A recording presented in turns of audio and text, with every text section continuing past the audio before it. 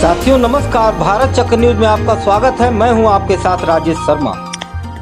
24 सितंबर 2025 को बिहार के पटना स्थित सदाकत आश्रम में कांग्रेस कार्य समिति की बैठक हुई। 85 साल बाद कार्य समिति उसी ऐतिहासिक स्थल पर पहुंची जहां कभी उसने स्वतंत्रता संग्राम को नया मोड़ देने का फैसला किया था। इसी बैठक में कांग्रेस के रामगढ़ अधिवेशन में पारित संविधान सभा के गठन के प्रस्ताव पर अंतिम मोहर लगाई गई थी।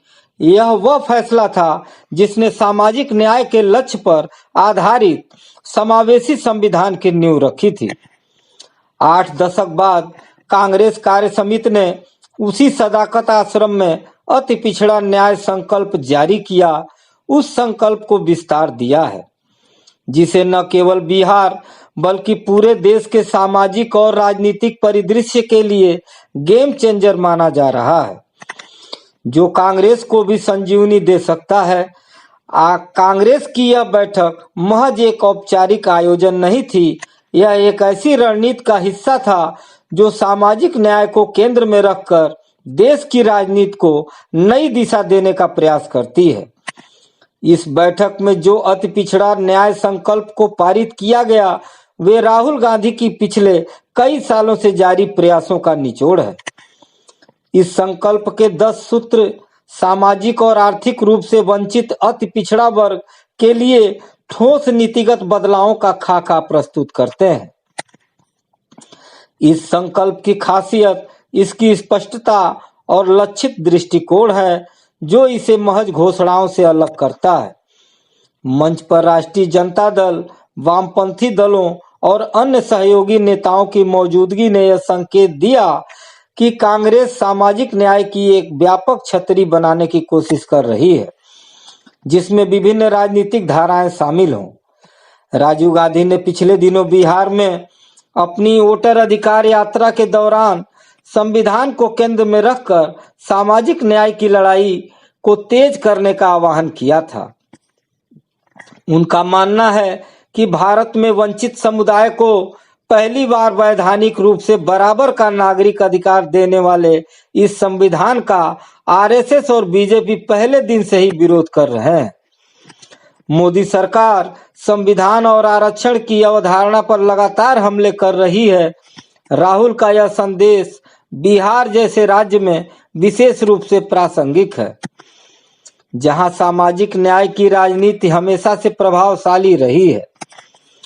बिहार में अति पिछड़े वर्ग को नीतीश कुमार ने अपनी राजनीति का आधार बनाया था, लेकिन राहुल गांधी ने सवाल उठाया कि 20 साल के शासन में नीतीश ने इस वर्ग के लिए आखिर किया क्या।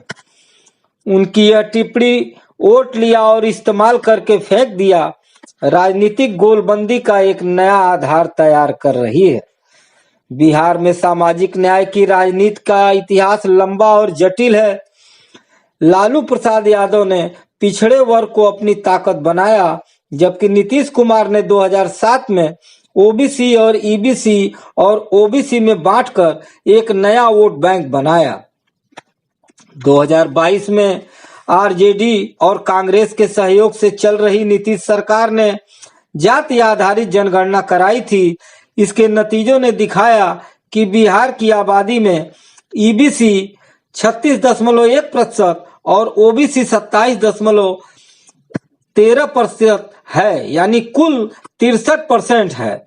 इस सर्वे के बाद नीतीश सरकार ने आरक्षण को 50% से बढ़ाकर 65% करने का प्रयास किया, लेकिन सुप्रीम कोर्ट की 50% सीमा के कारण यह कानून विवादों में आज भी है।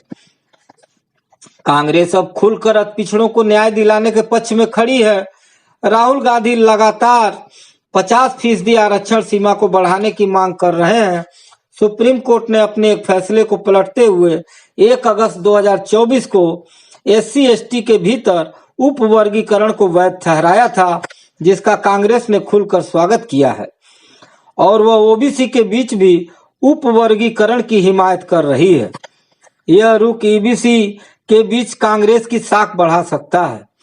सदाकत आश्रम में संकल्प पत्र जारी करते समय मंच पर तेजस्वी यादव, मुकेश साहनी और सांसद सुदामा प्रसाद जैसे नेताओं की मौजूदगी ने यह संदेश दिया कि कांग्रेस सामाजिक न्याय की लड़ाई में सभी संविधान समर्थक ताकतों को एकजुट करना चाहती है।